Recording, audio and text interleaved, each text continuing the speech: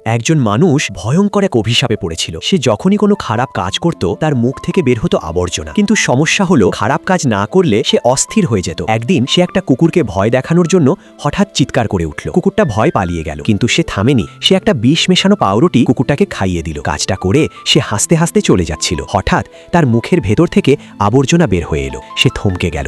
এর কিছুক্ষণ পর একটা ছোট ছেলে ভুল করে তার মাথায় বল মেরে ফেলে। ছেলেটা বলল দুঃখিত। সে বলল ঠিক আছে, কিন্তু ছেলেটা ঘুরে যেতেই সে পা বাড়িয়ে তাকে ফেলে দিল। ঠিক তখনই তার মুখ থেকে বের হলো একটা বড় ময়লার ব্যাগ। এবার সে ভয় পেতে শুরু করলো।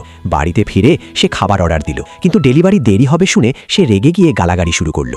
অপেক্ষা করতে না পেরে সে দরজার কাছে গিয়ে উঁকি দিল। সে দেখল দরজার বাইরে দাঁড়িয়ে আছে তার মতোই আরেকজন। ভয়ে সে দরজা খুলে বাইরে গেল, কিন্তু সেখানে কেউ নেই।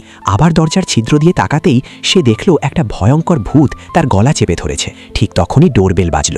সে কাঁপতে কাঁপতে দরজা খুলে খাবার নিল, কিন্তু ফিরে তাকাতেই দেখল ভূতটা এখন তার ঘরের ভেতরেই। এবার কি হবে? এই অভিশাপ কি তাকে শেষ করে দেবে?